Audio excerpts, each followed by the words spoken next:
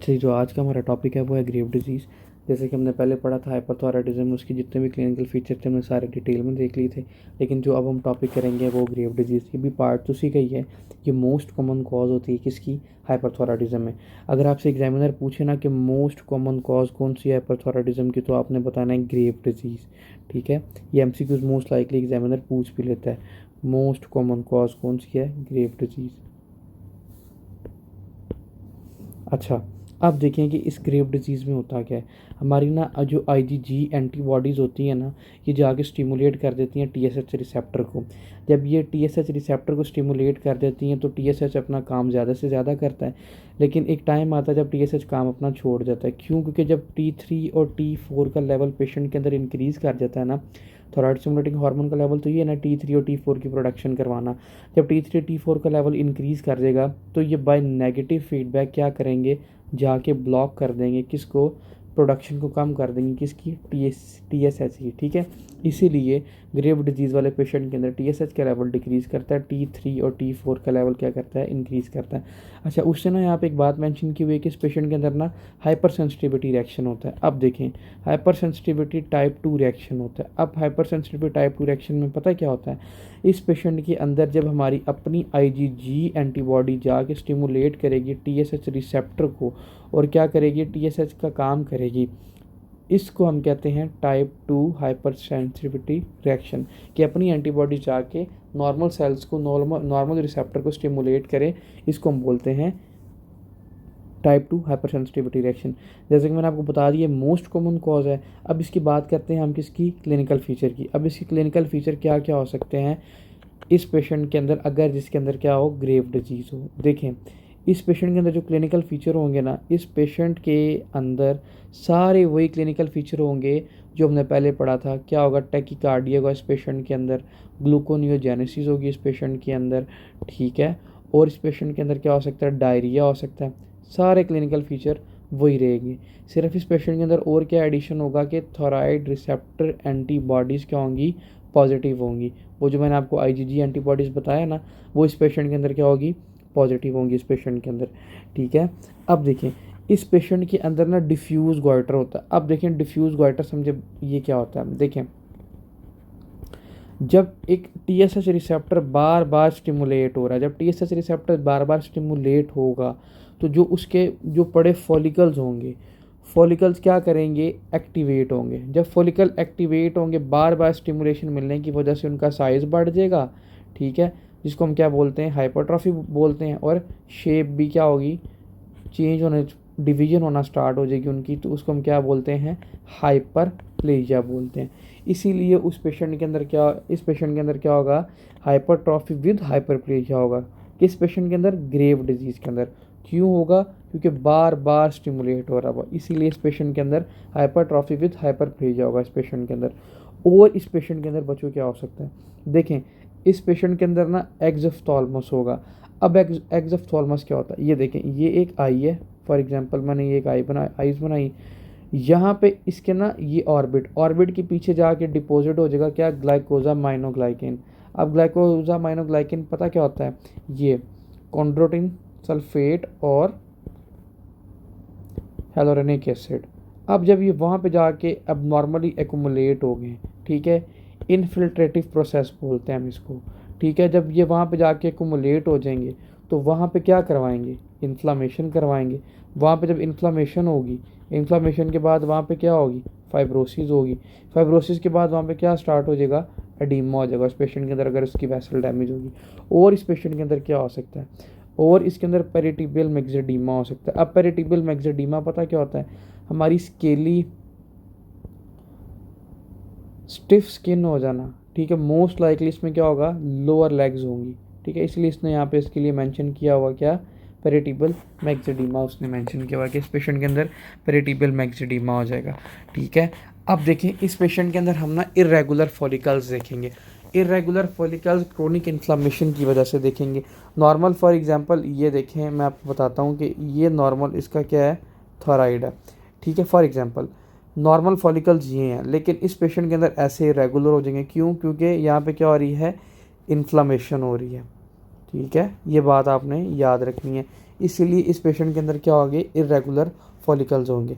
अब इस पेशेंट की लैब फाइंडिंग्स, अगर हमने सारे क्लिनिकल फीचर देख लिए, अभी हम कैसे पता चलेगा कि ये सिंपल हाइपरथायराइडिज्म का पेशेंट है या इस पेशेंट को क्या है, ग्रेव डिजीज़। तो इस पेशेंट के अंदर हम सबसे पहले हाइपरथायराइडिज्म को रूल आउट करने के लिए थायराइड स्टिमुलेटिंग हार्मोन का लेवल चेक करेंगे। वो इस पेशेंट के अंदर डिक्रीज़ होगा by negative feedback mechanism. T3 और जो T4 है ना, इसका लेवल इंक्रीज़ होगा। ऑल दो कि T4 ने T3 के अंदर ही कन्वर्ट होना है with the help of 5D iodinase enzyme. ठीक है, क्यों? क्योंकि T3 क्या है, मोर एक्टिव है, इसीलिए।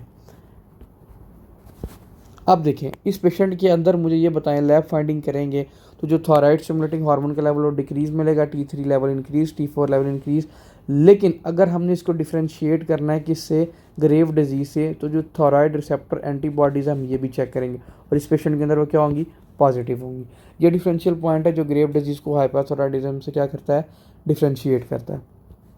अब इस पेशेंट का हमने, अच्छा एक दो बातें और एग्जाम यहाँ पे उन्होंने लिखी हुई हैं कि इस पेशेंट के अंदर ना कोलेस्ट्रॉल का लेवल डिक्रीज़ होगा।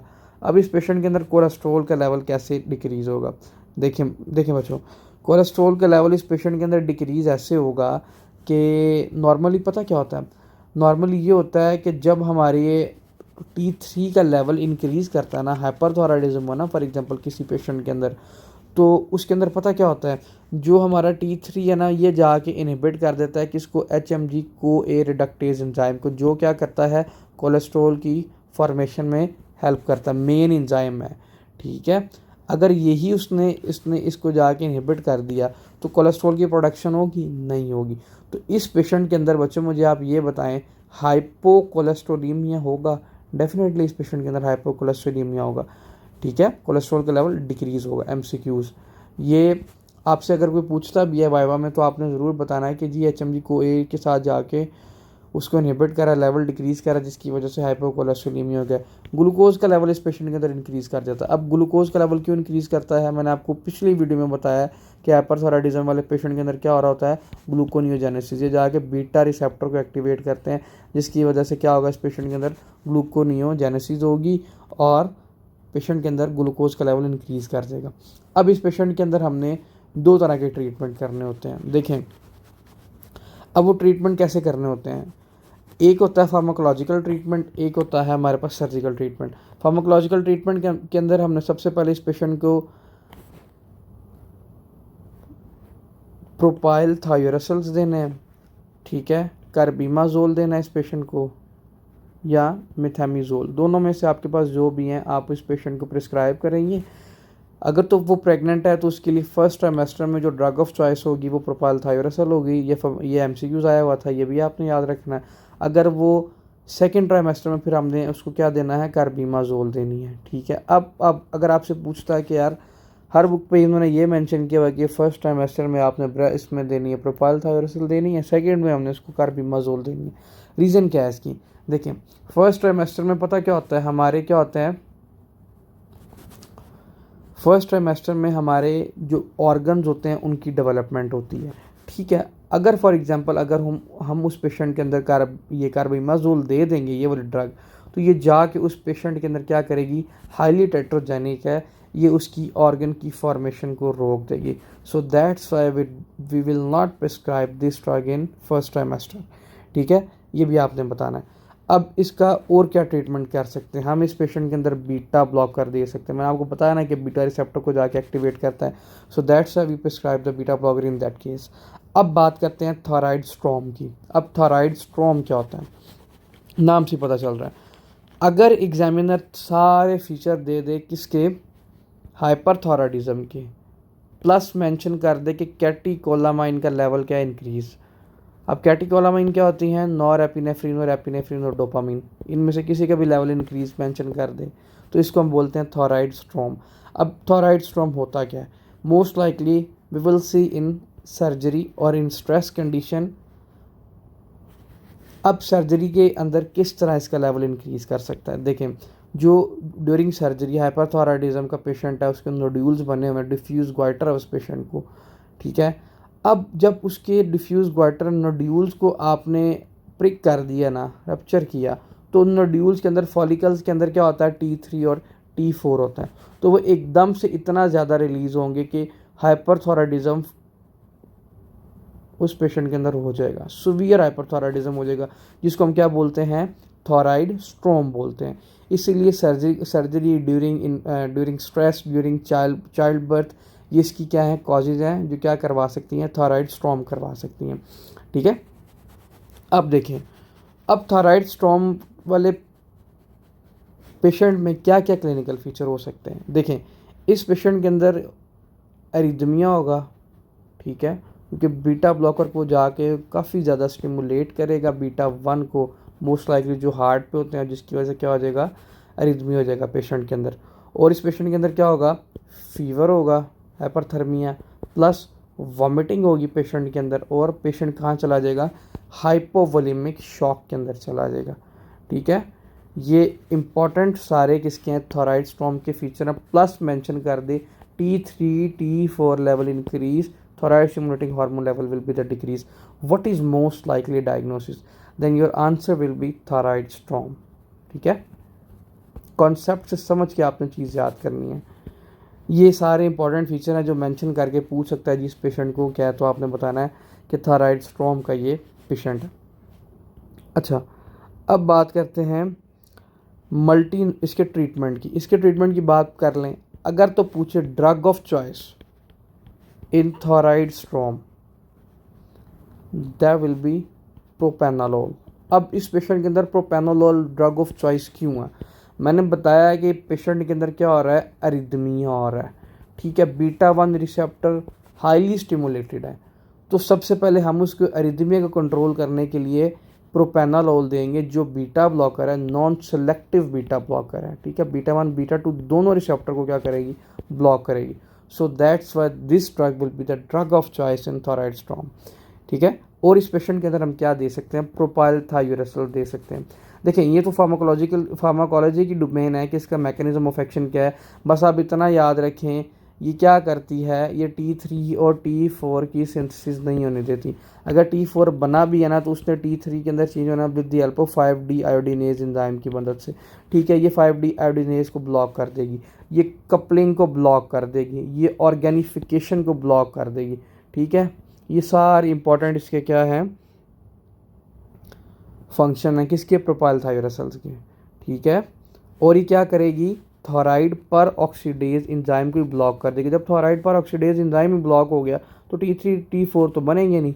ठीक है, जब T3 T4 बनेंगे नहीं तो पेशेंट को हम ये हाइपरथायराइडिज्म के अंदर प्रिस्क्राइब कर सकते हैं। अच्छा, जब हमने गॉइटर पढ़ा था ना, अब गॉइटर में पता आपने ये ग्रेव डिजीज सॉरी पढ़ी है। ग्रेव डिजीज़ में आपने ना एक और पॉइंट याद रखना है, वो ये है कि इस पेशेंट के अंदर ना ग्रेव ऑफ्थेल्मोपैथी हो जाती है, जिसको मैंने आपको बताया था कि हम इसको क्या कहते हैं, एक्सोफ्थाल्मस बताया था। ठीक है, देखें, इस पेशेंट के ट्रीटमेंट में ना आपने मिथाइल सेलुलोज देना है इस पेशेंट को।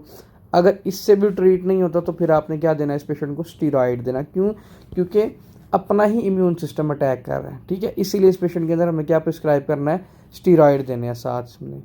ठीक है, ये आपने इसका सारा ट्रीटमेंट प्लान याद रखना है, इसको एक दफ़ा बुक से पढ़ लीजिएगा। अब हम बात करते हैं मल्टी नोड्यूलर गॉइटर। ये मैंने आपको बताया कि थायराइड एक से ज़्यादा उसके अंदर नोड्यूल्स बन जाए तो हम उसको मल्टी नोड्यूलर गॉइटर कहते हैं। मोस्ट लाइकली ये आयोडीन डेफिशिएंसी वाले में देखा जा सकता है। क्यों आयोडीन डेफिशिएंसी वाले पेशेंट के अंदर क्यों देखा जा सकता है, अब पेशेंट को आयोडीन मिलेगी नहीं तो थायराइड सही से काम नहीं करेगा, थायराइड फॉलिकल्स को ज़्यादा से ज़्यादा मैसेज मिलेगा, फॉलिकल्स को ज़्यादा से ज़्यादा मैसेज मिलेगा तो वो उतना ही हाइपरट्रॉफी और हाइपरप्लेजिया उनकी होंगी। ठीक है, ये सारे आपने इंपॉर्टेंट पॉइंट याद रखने हैं, इसको एक दफ़ा बुक से रीड आउट कर लेते हैं। बुक वालों ने यहाँ पे कौन सी साइंस मेंशन की हुई है, रॉकेट साइंस लिखी है, वो भी एक दफ़ा देख लेते हैं। देखें जी, auto antibodies that stimulate the TSH receptor type 2 hyper sensitivity reaction क्या करता है, रिलीज को और सिंथेसिस को बढ़ाता है। मोस्ट कॉमन कॉज है वुमेन में होता है age 20 to 40, most likely hyperthyroidism diffuse goitre. Exophthalmos देख लिया, पेरिटिपल मैक्सिडेमा देख लिया, ग्लाइकोजामाइनोग्लाइकन क्रोनोटिन सल्फेट, हाइलोरेनिक एसिड भी देख लिया, इन्फ्लेमेशन फाइब्रोसिस एडिमा और एक्सोफ्थाल्मस पेरिटिपल मिक्सडेमा हो गया। इस पेशेंट के अंदर इरेगुलर फॉलिकल्स देखते हैं हम किस पेथोलॉजिकल अपीयरेंस पे देखते हैं, T3 T4 का लेवल इंक्रीज, TSH का level decrease by negative feedback mechanisms. ठीक है, हाइपोकोलेस्ट्रोलीमिया कैसे होता है, HMG को रिडक्टेज यहाँ पे लिख रहे हैं इसके आगे, और इस पेशेंट के अंदर क्या होता है, ग्लूकोज का लेवल इंक्रीज़ करता है। बीटा ब्लॉकर देखते हैं, थायराइड देते हैं, और आयोडीन 131 भी इस पेशेंट के अंदर हम दे सकते हैं। वो भी फॉलिकल से रिलीज़ नहीं होने देती जो आयोडीन पहले से बनी हो, ठीक है। थायराइड बीटा ब्लॉक, ये थायराइड स्टॉर्म क्या होता है, फैटल कॉम्प्लिकेशन है किसकी, ग्रेव डिजीज़ की, हाइपरथायराइडिज्म की। कैटेकोलामाइन का लेवल इंक्रीज़ करता है जिसकी वजह से मोस्ट लाइकली सर्जरी, चाइल्ड तो स्ट्रेस में देखते हैं हम इसमें, arrhythmia, fever, vomiting, hypovolaemic shock, प्रोपालथायरोसिस में हम ट्रीटमेंट देते हैं, बीटा ब्लॉकर दे सकते हैं, स्टीरॉयड भी दे सकते हैं। ये पीटीयू का मैंने आपको मैकेनिज्म ऑफ एक्शन सारा यहाँ पे बता दिया है। जो ड्रग ऑफ चॉइस होगी इसमें वो कौन सी होगी, प्रोपेनालोल होगी, ठीक है। अगर किसी का भी कोई भी क्वेश्चन हुआ तो वो कमेंट सेक्शन में पूछ सकता है। अल्लाह हाफिज़।